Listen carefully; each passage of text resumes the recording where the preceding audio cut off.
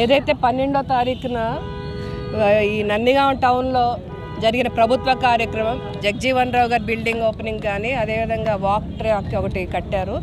దీనికి మంత్రివర్యులు జోగి రమేష్ గారు, ఎమ్మెల్యే ఉదయ్ భాను గారు, లోకల్ ఎమ్మెల్యే ఎమ్మెల్సీలు అందరూ కూడా హాజరయ్యారు. పబ్లిక్ మీటింగ్ కూడా జరిగింది. వాళ్ళు చేసుకున్న అభివృద్ధి కార్యక్రమాలు చెప్పుకున్నారు. తర్వాత నన్ను కించపరుస్తూ స్క్రీన్ మీద ఒక మీమ్ ప్లే చేస్తూ నాకు పిచ్చి తేడా అని చెప్పి పబ్లిక్ మీటింగ్లో దుబాయ్ కరీముల్లా అనే వ్యక్తి స్క్రీన్ మీద ప్లే చేశాడండి. అంటే రాజకీయ విమర్శలు ప్రతి విమర్శలు సహజమే, కానీ ఒక బహిరంగ సభలో ఒక స్క్రీన్ మీద మీమ్ వేసి పిచ్చి తేడా అని చెప్పడానికి ఇతను ఎవరంటే అంటే ఎటు తీసుకెళ్తున్నాడు ఈ సమాజాన్ని? ఏ విష సంస్కృతి తీసుకొస్తున్నాడు నందిగామలో? అంటే దీన్ని మేము కౌంటర్గా అతని కుటుంబ సభ్యుల మీద కూడా పిచ్చి తేడా అని చెప్పి స్క్రీన్ మీద ప్రదర్శిస్తే ఏమవుతుందండి? మేము చేయలేమా? అది మాకు టెక్నాలజీ తెలియదా? మాకు మీమ్స్ క్రియేట్ చేయడం తెలియదా? దీని మీద మేము 13వ తారీఖున కంప్లైంట్ ఇచ్చాను. నేను ఒక మాజీ శాసనసభ్యురాలిని, దళిత కుటుంబానికి చెందిన దాన్ని. పబ్లిక్లో ఈ విధంగా అవమానించాడు నన్ను, నాకు పిచ్చి తేడా అని చెప్పి వీడియో ప్లే చేశాడు. దీని మీద యాక్షన్ తీసుకోండి అని చెప్పి మేము పోలీస్ కంప్లైంట్ ఇస్తే ఇంతవరకు ఎఫ్ఐఆర్ కట్టలేదండి. ఈరోజు మేము డిఎస్పీ గారికి చెప్దామని వస్తే మేము లీగల్ ఒపీనియన్ తీసుకోవాలండి. అంటే లీగల్ ఒపీనియన్ ఇప్పుడు సోషల్ మీడియాలో చిన్న పోస్ట్ పెడితేనే వైసీపీ వాళ్ళ మీద సెక్షన్ 3లు కడుతున్నారు. ఇంత పబ్లిక్గా ఎవిడెన్స్తో సహా వాళ్ళకి అందించాము. ఓపెన్ సభలో నాకు పిచ్చి తేడా అని ఒక మాజీ శాసనసభ్యురాలని, దళితురాలని కించబరిస్తే వీళ్ళకంటే లీగల్ ఒపీనియన్ కావాలంట. అంటే ఏం చేస్తున్నారు ఈ పోలీసులు? కేవలం అధికార పార్టీ ఒత్తిడితో కేసు నమోదు చేయలేదండి. వీళ్ళ వెనకాల ఎమ్మెల్సీ, ఎమ్మెల్యే ఒత్తిళ్ళు ఉన్నాయి. ఎందుకంటే ఈ దుబాయ్ కరీముల్లా అనే వ్యక్తి ప్రధాన అనుచరుడు ఎమ్మెల్యేకి, ఎమ్మెల్సీకి. వీళ్ళ ప్రోద్బలంతోనే అతను పబ్లిక్ మీటింగ్స్లో ఆ విధంగా డిస్ప్లే చేశాడు. కాబట్టి ఈరోజు వీళ్ళ అండతోనే కేసు కట్టట్లేదు పోలీసులు. కాబట్టి తప్పకుండా నాకు న్యాయం జరగాలి. నేను తప్పకుండా దీన్ని మాత్రం స్టేట్ ఇష్యూ చేస్తానండి. నేషనల్ ఎస్సీ కమిషన్ దృష్టిలో కూడా పెడతాను, ఉమెన్ కమిషన్ దృష్టిలో కూడా పెడతాను. తప్పకుండా నాకు న్యాయం జరగాలి. ఎందుకంటే భవిష్యత్తులో ఈ విష సంస్కృతిని కొనసాగిస్తే మాత్రం సమాజం చాలా నాశనం అయిపోతుంది. రాజకీయ విమర్శలు సహజం, అవి సోషల్ మీడియా పోస్టులు ఎంతోమంది పెడతారు, దాన్ని కంట్రోల్ చేయలేరు, ఎవరి చేతిలో ఉండవు. కానీ ఒక పబ్లిక్ డొమైన్లో పబ్లిక్ మీటింగ్లో ఒక స్క్రీన్ వేసి చూపించడం అనేది ఇటు దారి తీస్తుంది. కాబట్టి ఇది మాత్రం తప్పకుండా చర్యలు తీసుకోవాలి. డిఎస్పీ గారిని మేము గట్టిగా డిమాండ్ చేస్తున్నాం. నాకు మాత్రం న్యాయం జరగాలండి. అదేవిధంగా ఈ దుబాయ్ కరీముల్లా ఇంత స్వామి భక్తి ప్రదర్శించడానికి కూడా ఇతను అధికారాన్ని అడ్డం పెట్టుకొని ప్రభుత్వ భూములు కాజేయాలని చూస్తున్నాడండి. గుడిమెట్లలో 6 ఎకరాల ప్రభుత్వ భూమిని అన్యాక్రాంతం చేయాలని చెప్పి ఆల్రెడీ ఫైల్ పెట్టాడు. ఆర్డీఓ ఇన్స్పెక్షన్ కూడా జరిగింది. ఇది దానికి సంబంధించిన మినిస్టర్ సైన్కి వెయిట్ చేస్తుంది ఈ ఫైల్. ఈ త్వరలో కూడా మేము మొత్తం డీటెయిల్స్తో సహా బయట పెడతాం. అంటే ఎందుకు ఇతను అత్యంత అత్యుత్సాహం చూపిస్తాడంటే ఈ విధంగా అధికారాన్ని అడ్డం పెట్టుకొని ప్రభుత్వ భూములు దోచేయటం అనమాట. ఇతను మళ్ళీ ఏం చెప్తాడు, నేను ముస్లిం చైతన్య వేదికను పెట్టాను, నేను చాలా సమాజానికి సేవ చేస్తున్నాను, నేను వాళ్ళకి అవి పంపిణీ చేస్తాను అంటే ఇటు చేస్తూ నటిస్తూ వెనక నుంచేమో ప్రభుత్వ భూముల్ని అన్యాక్రాంతం చేస్తున్నాడు. ఇది కూడా అతని మీద యాక్షన్ తీసుకోవాలి. అదేవిధంగా రానున్నది తెలుగుదేశం ప్రభుత్వమే. ఈరోజు వీళ్ళు ఏదైతే చర్యలు నా మీద చూపించో దానికి 10 రెట్లు వాళ్ళ మీద చేసి చూపిస్తానండి. నిజంగా చాలా అసభ్యకరంగా ప్రవర్తిస్తున్నారు వీళ్ళు. అధికారం శాశ్వతం అనుకుంటున్నారు. 2 నెలలు ఆగితే వాళ్ళు ఇటు ఉంటారు, మేము అటు ఉంటాం. తప్పకుండా వీళ్ళకి 10 రెట్లు నేను చేసి చూపిస్తాను తెలియజేసుకుంటున్నాను అండి. ఈరోజు నందిగాంలో కొన్ని రోజుల క్రితం ఒక బహిరంగ సభలో మీమ్స్ ప్రదర్శించామని చెప్పి మా పార్టీ నాయకులు కరీముల్లా గారిని అలియాస్ దుబాయ్ కరీముల్లా గారి మీద కేసు పెట్టడం కోసం ఈరోజు మాజీ శాసనసభ్యురాలు జాతీయ నాయకురాలు శ్రీమతి తంగిరాల సౌమ్య గారు పోలీస్ స్టేషన్కి రావడమే కాకుండా కరీముల్లా గారి ఇంటి మీద కూడా వెళ్ళి దాడి చేయడానికి ప్రయత్నం చేశారు. ఆ మీమ్స్లో ప్రదర్శించిన దాంట్లో ఏం చెప్పాం, ఆవిడ ఏదైతే చెప్పారో అభివృద్ధి విషయంలో ఆవిడ స్టాండ్ ఏంటనేది చెప్పారో అదే ప్రదర్శించాం. ఆవిడ పబ్లిక్గా మీడియా ముందు మీ అందరి మీడియా సాక్షిగా సుమారు సంవత్సరం క్రితం ఇక్కడే ఆవిడ పబ్లిక్గా నందిగాం ఏమన్నా మహానగరమా, రోడ్ల విస్తీర్ణం అవసరమా అని ఒకసారి, వెంటనే మళ్ళీ రోడ్లు విస్తీర్ణం చేయండి, రోడ్లు బాగు చేయండి, తాగునీరు ఇవ్వండి, డ్రైనేజ్ని ప్రక్షాళన చేయండి అని చెప్పి ఆవిడ చెప్పారు. మేము చేస్తుంది అదే, మేము ఇదే చేసాం, కానీ ఆవిడ ఇలాగ అడ్డుకుంటున్నారని చెప్పారు. దాంట్లో నాకు తెలిసింది మరి అందులో తప్పే ఉంది. ఒక పరిణితి చెందిన జాతీయ నాయకురాలుగా ఆవిడ ఏం మాట్లాడుతున్నారు, ఆ మాటల్లో ఒకే మీటింగ్లో ఒకే ప్రెస్ మీట్లో ఒక డిఫరెంట్ షేడ్స్, ఒకడేమో మహానగరమా అంటారు, ఒకడేమో రోడ్డు విస్తీర్ణ అవసరమా అంటారు, ఒకసారేమో రోడ్లు బాగు చేయండి అంటారు, ఒకసారేమో డ్రైనేజీలు చూడండి అంటారు. ఇవన్నీ కూడా డిఫరెంట్ షేడ్స్లో ఉన్నాయి కాబట్టి ఒక మీమ్ రూపంలో అది కూడా సంవత్సరం నుంచి ట్రోల్ అవుతున్న మీమ్ను ప్రదర్శించాం. సరే, మేము మీమ్ ప్రదర్శించాం, మా మీద కేసు పెట్టారు, మా వాళ్ళ మీద కేసు పెట్టారు. పోలీసులు లీగల్లో ఒపీనియన్ తీసుకొని ఆయన మీద కేసు రిజిస్టర్ చేస్తారో లేదో తర్వాత విషయం. మరి గత 4.5 సంవత్సరాల నుంచి మీరు చేస్తుంది ఏంటి?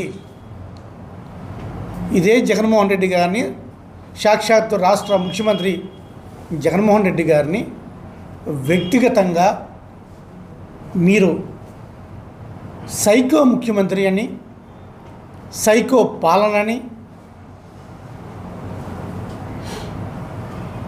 బాబాయిని చంపారని, లేకపోతే ఆయన గురించి వ్యక్తిగతంగా కానీ, అలాగే మా తల్లి లాంటి భారతమ్మ గురించి వ్యక్తిగతంగా కానీ మీరు ఎన్నిసార్లు మాట్లాడారు? ఏమంటారు అనేది ప్రజలు తెలుసుకోవాలి, ఆమె కూడా తెలుసుకోవాలి. దాని పిచ్చా తేడానా ఏమంటారు? ఇక్కడి నుంచి మేము సర్టిఫికేట్ ఇవ్వం, ప్రజలకు ఒక క్లారిటీ వచ్చింది. నేను దుబాయ్ కరీముల్లా గారు కూడా ఆ మేము తయారు చేసినప్పుడు సంవత్సరం క్రితం, ఆ సంవత్సరం క్రితం తయారు చేసిన మేము అదొకటే కాదు చాలా ఉన్నాయి, కానీ ఒకటే ప్రదర్శిస్తేనే లానా. ఇక నుంచి మీరు ఒక పోస్ట్ చేస్తే మేము 10 పోస్టులు చేస్తాం, మీరు ఒక మేము పెడితే మేము 10 మీమ్లు పెడతాం. మీరు మా క్యారెక్టర్ల గురించి మళ్ళీ క్యారెక్టర్ అంటే మళ్ళీ తప్పుగా అనుకునేవారు, అదో బాధ. క్యారెక్టర్ని తెలియలే ఉంటారు, వ్యక్తిత్వం ప్రవర్తన. మళ్ళీ క్యారెక్టర్ అంటే మళ్ళీ ఆడవాళ్ళని క్యారెక్టర్ అన్నారు, దళిత అన్నారు. నేను కూడా దళిత కాబట్టి నాకు చెల్లెలే కరీం గారికి దళిత వచ్చింది, అదే నేనంటే దళిత కాబట్టి కొట్టుకుపోతారు. సో మీ ప్రవర్తన, మీ వ్యక్తిత్వం గురించి, అలాగే మా ప్రవర్తన, మా వ్యక్తిత్వం గురించి మీరు మాట్లాడితే మేము కూడా మాట్లాడతాం. సో నేను ఈ పండగ పూట హితో చెప్పేది ఏంటంటే, రాజకీయాలు హుందాగా చెయ్యండి, సమస్యల మీద పోరాడండి, మా సిద్ధాంతాల మీద పోరాడండి, మేము చేసే పనుల మీద మాట్లాడండి, మేము చేయని పనుల గురించి మాట్లాడండి, మేము ఏదైతే ప్రామిస్లు చేసామో అవి చేయని పనుల గురించి మాట్లాడండి, మేము చేసిన పనుల్లో ఏదైనా లోపాపుష్టంగా ఉంటే అవి మాట్లాడండి. మేము వచ్చిన తర్వాత మేము ఒకవేళ మీరు చెప్తున్నారు అధికారంలోకి వస్తామని, మేము అధికారంలోకి వస్తే ఈ నందిగామ ప్రాంతానికి మేము ఏం చేయబోతున్నాం అనేది చెప్పండి. 6 గ్యారెంటీలు సూపర్ 6లు కాదు, ఈ నందిగామకి నువ్వేం చేస్తావు? అధికారంలోకి నాకు వస్తే డాక్టర్ గారి కన్నా మిన్నగా నేను పరిపాలన చేస్తాను, ఇది చేస్తానని మీరు చెప్పండి. ప్రజలకు మిమ్మల్ని విశ్వసిస్తే మీకు ఓటేస్తారు. అది చెప్పకుండా పోనీ డాక్టర్ గారు చేసే పనుల్లో నేను చేసే పనుల్లో ఏదైనా లోపాలు ఉంటే చెప్పండి. ఇదిగో లోపల మాట్లాడితే మట్టి అమ్ముకుంటున్నారు, ఇసుక అమ్ముకుంటున్నారు, ఈ కాదు 100 సార్లు చేసినట్టున్నాను ఇప్పటికీ ఇదే పత్రికా సమావేశంలో. నిరూపించండి ఆయన కూడా అలసిపోయింది. అలాగే నిరూపించాలనే విషయం నాకు అర్థమైపోయింది. సో రాజకీయాల్ని హుందాగా ప్రవర్తించండి, హుందాగా చేయండి. మీ వ్యక్తిగతం కోసం పార్టీ జెండాను ఉపయోగించుకోండి. నాకు తెలిసి తెలుగుదేశం పార్టీలు ఎక్కడో ఒకటి ఇటువంటి సిద్ధాంతాలు ఎక్కడ లేవు. తెలుగుదేశం పార్టీ ఇటువంటి సిద్ధాంతాలతో పుట్టలేదు అసలు. మీరు తెలుగుదేశం పార్టీని వాడుకుంటున్నారు. తెలుగుదేశం పార్టీని వాడుకోవడం ఎలాగా? మీ వ్యక్తిగత ప్రయోజనం కోసం, మీ సెల్ఫ్ ఇమేజ్ పెంచుకోవడం కోసం తెలుగుదేశం పార్టీ కేడర్ అంతా పిలుచుకొని నాకు ఏదో జరిగిపోయిందని చెప్తాను. ఈరోజు చాలామంది అక్కడికి వచ్చిన వాళ్ళు అందరూ అడుగుతున్నారు, అసలు మేడం గారి గురించి ఏం పెట్టారండి అని. ఏం పెట్టారు? పాపం వచ్చిన కూడా తెలియదు ఏం పెట్టారో మేడం గారి గురించి. పెడితే ఇందులో తప్పే ఉందండి, మేడం మాట్లాడిందే కదండి పెట్టింది. మరి అది కూడా ఆవిడకి, జాతీయ నాయకురాలు గారికి కొంచెం బాధ కలిగించింది. అయినప్పటికీ కూడా ఆవిడ కేసు పెట్టారు. మేము ఇప్పుడంతా కలిసి పోలీస్ స్టేషన్కి వెళ్తున్నాం. మేము కూడా ఆవిడ ఫేస్బుక్లో ఏదైతే మొత్తం చేశారో, ఏమైతే ట్రోల్ చేశారో, ఏదైతే జగన్మోహన్ రెడ్డి గారి మీద కామెంట్స్ పెట్టారో, ఏదైతే భారతమ్మ మీద కామెంట్స్ పెట్టారో, ఏవైతే స్థానిక ఎమ్మెల్యే గారి మీద కామెంట్స్ పెట్టారో, ఏదైతే మా మీద పెట్టారో ఎన్నిటిని కూడా చేసి ఒక కాపీ ఏసీపీకి, ఒక కాపీ కమిషనర్ ఆఫ్ పోలీస్కి కూడా మేము చేస్తాం. మేము ఇచ్చిన కంప్లైంట్ను కూడా తీసుకోండి. మేము కూడా దళిత ఎమ్మెల్యేలు ఎమ్మెల్సీలు కాబట్టి మేము కూడా ఉంటాం. అంటే మీ ప్రయోజనాల కోసం, మీ స్వార్థం కోసం దళిత్ అనే పదాన్ని మీ ఇష్టం వచ్చినట్టు వాడుతున్నారు. దళిత మహిళ ఇప్పుడు గుర్తొచ్చిందా? మరి ఇంతమంది దళితులు మీ హయాంలో, లేకపోతే ఇంతమంది ఘోరాలు జరిగినప్పుడు అప్పుడు దళిత మహిళ గుర్తురాలేదు. ఇది ఏమైనా సరే, దట్స్ అ డిఫరెంట్ టాపిక్. ఏమైనా సరే ఈరోజు మేము కూడా చెప్తున్నాం, దుబాయ్ కరీముల్లా గారు పెట్టిన మేములో ఆ ప్లే చేసిన దాంట్లో ఎంత తప్పు ఉంటే నిజంగా కేసు కడతారు. అదేవిధంగా మీరు చేసిన దాంట్లో కూడా మేము కేసు పెడుతున్నాం. ఆ కేసులో మీ మీద కూడా ఒక లీగల్ యాక్షన్ ఉంటుంది. తప్పకుండా చర్యకు ప్రతి చర్యగా మీరు ఏం చేస్తారో దానికి కూడా మేము మీకన్నా మిన్నగా గట్టిగా మేము చేస్తామని చెప్పి తెలియజేస్తున్నాం. Thank you. చేయడం కాదు, మేము తయారు చేయడం కాదు, ప్రత్యక్షంగా మీరు ఎన్నిసార్లు మాట్లాడారు, ఎన్నిసార్లు ఈ రాష్ట్ర ముఖ్యమంత్రి గురించి కించపరుస్తూ మీరు మాట్లాడిన మాటలకు మేము ఎన్నిసార్లు కేసులు పెట్టాలి మీ మీద. ఇదే ఈ ప్రాంత స్థానిక ఎమ్మెల్యే డాక్టర్ జగన్మోహన్ రావు గారి మీద ఈ జాతీయ నాయకురాలు ఒక రోడ్ యాక్సిడెంట్లో ఒక వ్యక్తి గాయాలైతే ఆ గాయాలైన వ్యక్తికి చికిత్స చేస్తే ఈ జాతీయ నాయకురాలు అంటారు డాక్టర్ గారు నటన చేస్తున్నారని చెప్పి ట్రోల్ చేయడం మొదలుపెట్టింది. డాక్టర్ గారు వైద్యం చేస్తున్నట్టు నటన చేస్తున్నారని చెప్పి. ఇదే మా ఇద్దరు బ్రదర్స్ని వసూలు బ్రదర్స్ అని పెట్టి అనేక లక్షల సార్లు మీమ్స్ రూపంలో ట్రోల్ చేసిన మనిషి ఈ జాతీయ నాయకురాలు సౌమ్య గారు కాదా? మరి ఆవిడ చేస్తే ఒప్పు, ఎవరన్నా మా సోషల్ మీడియా కుర్రోడు చేస్తేనేమో తప్పు. దానికి స్టేషన్ మీద పట్టం. ఈరోజు పండగ సంక్రాంతి. మరి ఈ రాష్ట్రంలో ఏ రాజకీయ నాయకుడైనా సరే సంక్రాంతికి ఘనంగా చేసుకోవడానికి ఇష్టపడతాడు. ఆఖరికి మీ జాతీయ అధ్యక్షుడు నారా చంద్రబాబు నాయుడు గారు కూడా నారావారపల్లిలో శుభ్రంగా సంక్రాంతి చేసుకుంటారు. ఇదేదో జాతీయ విపత్తులాగా, ఆ మేము చేసిన దాంట్లో ఇది నేషనల్ డిజాస్టర్ లాగా అత్యవసరంగా యాక్షన్ తీసుకోకపోతే ప్రపంచం తల్లకిల్లైపోతుంది, నందిగామ తల్లకిల్లైపోతుంది. ఇది నేషనల్ డిజాస్టర్. ఇది ఈ డిజాస్టర్కి అర్జెంటుగా మనం కట్టడి చేయాలి అని చెప్పి పాపం పోలీసులను కూడా పండగ చేసుకోకుండా, మీలాంటి విలేకరులను కూడా పండగ చేసుకోనివ్వకుండా ఇదేదో పెద్ద జాతీయ విపత్తులాగా ఈరోజు పోలీస్ స్టేషన్కి, అదేవిధంగా కరీముల్లా గారి ఇంటి మీద దాడికి ప్రయత్నం చేశారు. ఎంత ఘోరం! రాజకీయాల కోసం ఒక పండగ లేదు, ఒక సందర్భం లేదు.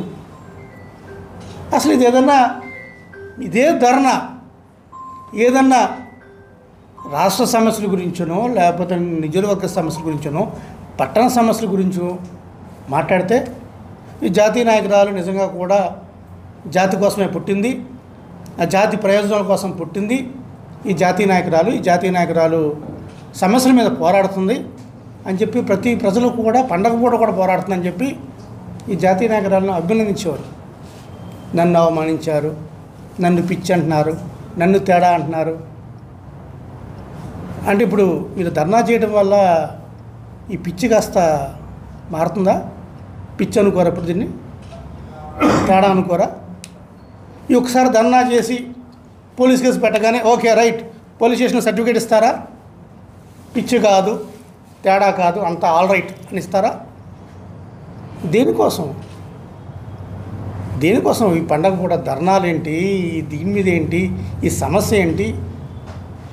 ఎవరన్నా మిమ్మల్ని అంటే దానికి ప్రతిఖండనగా అంటారు. మీరే అంటారు కదా రాజకీయాల్లో మేము చాలా విమర్శలు చేస్తాం, మాట్లాడితే అంటారు కదా మేము రాజకీయాల్లో ఉన్న విమర్శలు చేస్తాం, మీరు ప్రతి విమర్శలు చేసుకుంటే చేసుకోండి, మేము బురద చల్లుతాం కడుక్కోండి అంటారు కదా. కడుక్కోండి, మీ బురద మీరు కడుక్కోండి. ఇటువంటి రాజకీయమా నందిగామకు అవసరం? పండగ పూట ఇటువంటి రాజకీయం అవసరం? ఇప్పుడు నాకంటే ఏది లేదు, పక్కన నాయకులు ఉన్నారు కదా, అందరూ పెద్ద పెద్ద నాయకులంతా ఉన్నారు, వాళ్ళకన్నా చెప్పాలిగా అమ్మ ఈరోజు పండగ ఎందుకు? ఆ మేము ఇప్పుడు కాదు కదమ్మా, సంవత్సరం నుంచి నడుస్తుంది, ట్రోల్ అవుతుంది. జగన్మోహన్ రెడ్డి గారి మీద మాట్లాడాం మనం, ఈ ప్రాంత నాయకుడు స్థానిక ఎమ్మెల్యే గారితో మాట్లాడాం, ఎమ్మెల్సీ మీద మాట్లాడాం, ఎవరి మీద పెడతారు మీమ్స్ చేస్తున్నాం. మీరు కూడా ఐటీడీపీలో రన్ చేస్తున్నారు కదా, ఐటీడీపీలో రన్ చేయట్లేదా? మా జీవితాల గురించి, మా వ్యక్తిగత జీవితాల గురించి, మా ఇంట్లో ఆడవాళ్ళ గురించి మీరు కూడా మాట్లాడుతున్నారు కదా. మేము ఎప్పుడైనా రచ్చకెక్కామా? మేము ఎప్పుడైనా పోలీస్ స్టేషన్కి కంప్లైంట్ చేసామా? అంటే మేము చేసిన తప్పు ఏంటంటే మీరు ఎప్పుడైతే మాట్లాడారో అప్పుడు మేము ఖండించాల్సింది, అప్పుడు మేము కేసులు పెట్టవలసింది. మేము చాలా తప్పు చేసాం. దీనికి మళ్ళీ జాతీయ రహదారి దిగ్బంధం, దానికి ఒక ప్లాను. మరి పెద్ద సమస్య కదా ఇది. ఈ పెద్ద సమస్యని, ఈ సమస్యను తట్టుకోవడం ఎలా? అందుకని జాతీయ రహదారి దిగ్బంధం. పాపం ఒక 50 మంది పోలీసులు వచ్చి అక్కడ కాపలా, ఇక్కడ కాపలా, ఇక్కడ కాపలా. దుబాయ్ కరీముల్లా గారి ఇంటి దగ్గర సెక్యూరిటీ, మినిస్టర్ లేక పాపం. ఇటువంటి పిచ్చి పనులు అంటారా, తేడా పనులు అంటారా, బాగా తెలివైన పనులు అంటారా? జాతీయ నాయకురాలు శ్రీమతి తంగిరాల సౌమ్య గారు తెలుసుకోవాలి. జాతీయ నాయకురాలు అంటే మళ్ళీ మీరు ఏదో తేడా అనుకోకండి. ఇది జాతీయ పార్టీ కాబట్టి, తెలుగుదేశం పార్టీ జాతీయ పార్టీ కదా, నారా చంద్రబాబు నాయుడు జాతీయ అధ్యక్షుడే కదా. ఆ జాతీయ పార్టీలో ఉన్నారు కాబట్టి జాతీయ నాయకురాలు అంటున్నాను తప్ప మళ్ళీ మీరు ఏదో ఆవిడ ఏదో కించపరుస్తున్నాను మాత్రం అనుకోకండి. ఆవిడ జాతీయ నాయకురాలు కాబట్టి, ఆ జాతీయ పార్టీ కాబట్టి, అదేదో ప్రాంత పార్టీ, మాదేదో రాష్ట్ర పార్టీ, ఆంధ్రప్రదేశ్కి పనిచేస్తాం. మేము తెలంగాణకి పనిచేయమని చెప్పి ఆంధ్రప్రదేశ్లో ఉన్నాం. వీళ్ళకంటే ఆంధ్రప్రదేశ్లో ఉన్నారు, తెలంగాణలో ఉన్నారు, పాండిచ్చేరిలో ఉన్నారు, త్రివేంద్రంలో ఉన్నారు, ఎక్కడ పడితే అక్కడ తెలుగుదేశం పార్టీ ఉంది.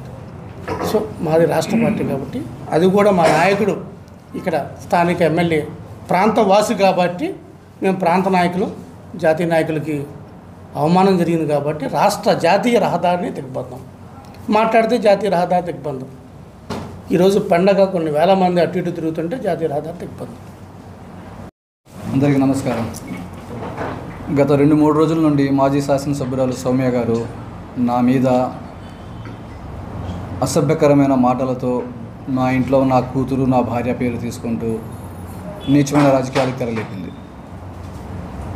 ఒకటే మాట అంటుంది, నా కుటుంబం లాంటివాడు, నా అన్న లాంటివాడు అని చెప్పి. నీ అన్న లాంటి వాడైతే నీ దగ్గర నుండి ఎందుకు బయటకు వచ్చాడు? నిజంగా చెప్తున్నాను, నేను పార్టీ మారడానికి 2 నెలల ముందు మీరు చెప్పినట్టుగా మా ఇంట్లో నా ఆడపడుచులాగా నిన్ను పిలిచి పార్టీ చేశాను. నేను గౌరవించుకున్నాను. నా కొత్త కారు తీసుకున్న నీ దగ్గరకు తీసుకొచ్చి ఈ కారులో నేనమ్మ నువ్వు క్యాంపెయినింగ్ తిరిగేదని చెప్పాను. అలాంటి నిన్ను చెల్లెలుగా చూసుకున్న నేను పార్టీ వదిలి బయటికి ఎందుకు వచ్చాను?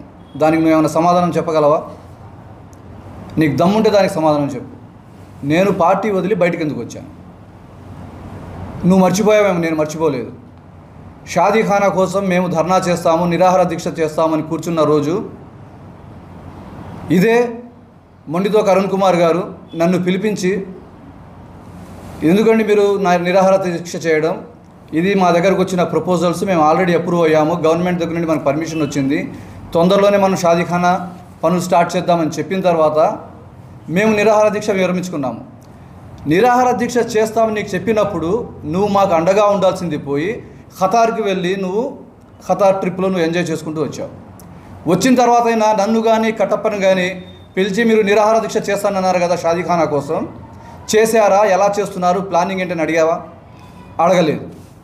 కట్టప్ప ప్రతి తెలుగుదేశం పార్టీ సభ్యుడికి మైనారిటీ నాన్ మైనారిటీ సభ్యుల దగ్గరికి వెళ్ళి నేను ఇలా షాదీఖానా కోసం నిరాహార దీక్ష చేస్తున్నాను, మీరు నాకు సపోర్ట్ చేయండి అంటే నీవు కానీ నీ పార్టీ వాళ్ళు కానీ ఎవరైనా ఒక్కడొచ్చి మాకు అండగా నిలబడ్డారా? అండగా నిలబడకపోగా ఎప్పుడైతే మా ఎమ్మెల్సీ అరుణ్ కుమార్ గారు షాదీఖానా మనం నిర్మించబోతున్నాం, అది కూడా చాలా గ్రాండ్గా నిర్మించబోతున్నామని చెప్పి పబ్లిక్గా మాకు మాటిచ్చి మేము నిరాహార దీక్ష విరమించుకున్న తర్వాత నువ్వు నాకు ఆ పోస్ట్ పెట్టావు. నువ్వు చెప్పింది ఏంటి, చేసింది ఏంటని. నువ్వే మళ్ళీ కట్టప్పకు ఫోన్ చేసి నువ్వు రేపు నిరాహార దీక్ష చేయాల్సిందే అంటే నీకు కావాల్సింది అక్కడ? మైనారిటీల కోసం షాదీఖానా కట్టడం నిర్మించడం ముఖ్యమా, లేకపోతే స్వార్థ రాజకీయం కోసం నువ్వు వాళ్ళు ప్రామిస్ చేసినా సరే నువ్వు నిరాహార దీక్ష చేయాలని మా మీద బలవంతం చేయడం తప్ప? అంటే నీకు ఆ రోజు నాకు అర్థమైపోయింది, నువ్వు స్వార్థ రాజకీయాల కోసమే రాజకీయం చేస్తున్నావు, నువ్వు ప్రజల కోసం చేయట్లేదని ఆ రోజు నా మనసులో పడ్డది. అదే ఫస్ట్ టైం నాకు నీ మీద నెగిటివ్ యాటిట్యూడ్ పెరిగింది.